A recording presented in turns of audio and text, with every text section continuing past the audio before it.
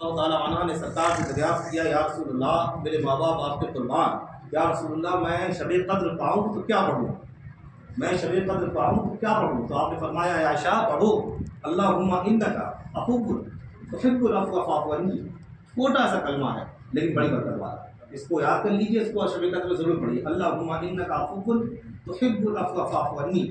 سیدہ عائشہ کو سرکار نے تعلیم فرمایا، سیدہ عائشہ سے ہم غلاموں تک پہنچایا، سینہ مسینہ آتے ہوئے، تو یہ بڑی برکت بڑی عظمت والی رات ہے، اس کی اتنی فضیلت ہے، اتنی بیان کی جائے میں رات ناکافی ہو جائے گی، اور فضیلت انشاءاللہ تعالیٰ چلتی رہے گی۔ کوئی عالم دین بیٹھے تو اس کی فضیلت بیان کرے تو بیان کرنے کی بات ہی نہیں ہوگی، ہم لوگوں نے جو چھوٹا موٹا سیکھا سنا وہ آپ تک پہنچا رہے ہیں نا۔ تو اسلام ایک آفاقی مذہب، اور اللہ تعالیٰ قرآن مقدس میں ارشاد فرماتا ہے رمضان کریم کے تعلق سے، بسم اللہ الرحمن الرحیم، یا ایھا الذین آمنوا کتب علیکم الصیام کما کتب علی الذین من قبلکم لعلکم تتقون، اے ایمان والو تم پر روزے فرض کیے گئے جیسا پچھلوں پر کیے گئے تاکہ تمہیں پرہیزگاری ملے، تاکہ تمہیں پرہیزگاری ملے۔ اور سوچیے ایسا کیوں؟ روزہ ایسی عبادت ہے کہ واقعی رب کے قریب کرتا ہے، اور یہی سچی باطنی عبادت ہے۔ بھائی نماز ہم دکھا کے پڑھ سکتے ہیں، ہے نا، زکوٰۃ ہم دکھا کے دے سکتے ہیں، حج و عمرہ ہم دکھاوے کے لیے کر سکتے ہیں، لیکن روزہ ایک ایسی عبادت جو خالص اللہ کے لیے ہے۔ آپ جائیے کچھ بھی کھا کے لیے کون دیکھ رہا، لیکن یہ اصلی خوف خدا اگر کہیں حاصل ہوتا ہے تو وہ روزے میں حاصل ہوتا ہے۔ اسی لیے اللہ رب العزت قرآن میں ارشاد فرماتا ہے تاکہ تمہیں پرہیزگاری ملے، اور اللہ آگے فرماتا ہے، کتنی بڑی بات فرماتا ہے کہ روزہ میرے ہی لیے ہے اور اس کی جزا میں خود ہوں۔ بے شک، سبحان اللہ، سبحان اللہ، میرے لیے ہے اور اس کی جزا میں خود ہوں۔ جس کو خدا مل جائے،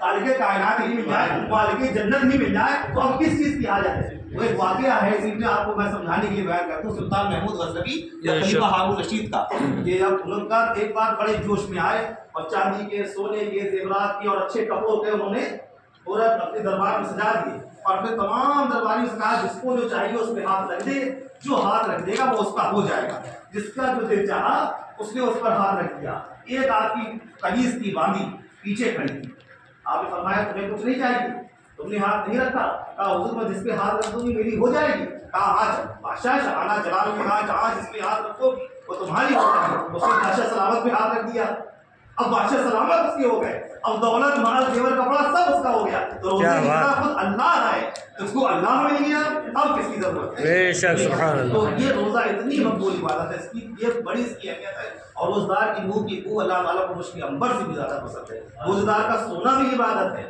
اس کا جاگنا بھی عبادت ہے، اس کا چلنا بھی عبادت ہے، ہاں جب وہ روزہ خلوص و للہیت کے ساتھ صرف اللہ اور اس کی رضا کے لیے، بے شک، یہ کتنی برکت والا مہینہ ہے، اور اس کی بڑی جزا ہے، بڑی برکتیں ہیں، گناہوں کو ملاتا ہے، اور یہ تو ایسا اشرائے جہنم سے نجات کہ اللہ تعالیٰ ہر رات میں 10 لاکھ جہنمیوں کو جہنم سے آزادی عطا فرماتا ہے۔ یہ تو ہمارے آپ کے علم میں ہے، اس کا دریائے رحمت جوش میں آ جائے 10 لاکھ کے 10 کروڑ کو آزاد فرما دے، اسے کون روکنے والا ہے؟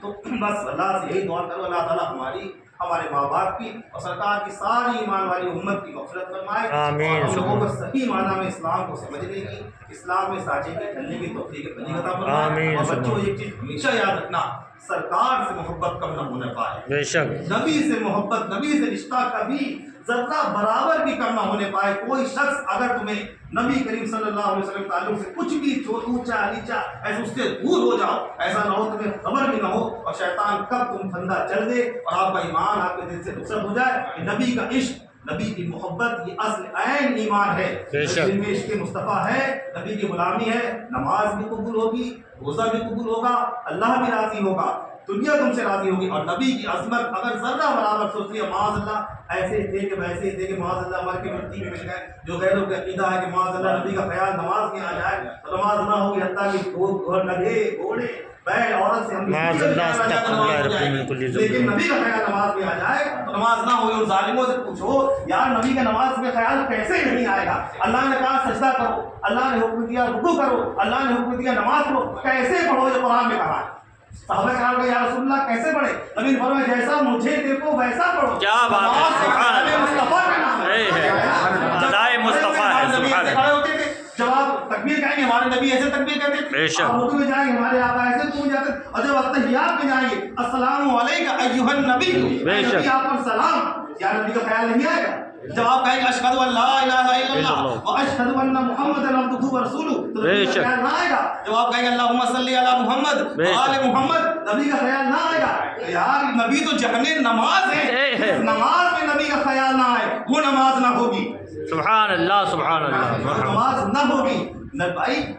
जिसने नमाज, जो जाने नमाज है, जो जाने ईमान है, जो बानी इस्लाम है, जिसकी हर अदा एक अल्लाह रब्बुल इज्जत की तरफ से, तो अगर उसका ख्याल आएगा तो हमें किसका ख्याल आएगा? जिस नबी ने हमें दीन दिया, जिस नबी के सदके हमें कुरान मिला, जिस नबी के सदके हमको ईमान मिला, हम उसे न मानेंगे तो फिर किसको मानेंगे? बेशक, है ना बेटा। इंटरनेट अच्छी चीज़ है लेकिन बहुत अच्छी चीज़ नहीं है। दीन इंटरनेट से मत सीखना। दीन ये इंटरनेट में फुसला बोल मौलवी जो बैठे हैं, इल्ला माशा में सबको नहीं कहता, इनसे मत सीखना। दीन उलमा से सीखो, अपने इमाम से सीखो। आपका इमाम हाफिज है, आलिम नहीं है, आप उससे मसला पूछिए। नहीं मालूम होगा तो मुस्तरद आलिम से पूछ के बताएगा, और आप उसको जानते हो।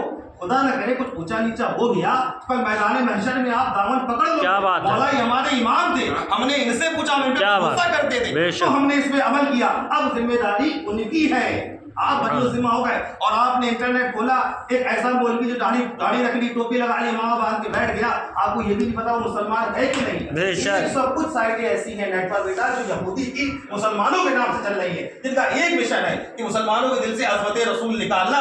वो खूब जानते हैं जिस कौम से आका की मोहब्बत निकल गई, ये कौम बेनिफिस हो जाएगी। देखो अरब वालों क्या हाल है, उनसे कोई मतलब है? दुनिया में क्या जुल्म हो रहा है मुसलमानों पर।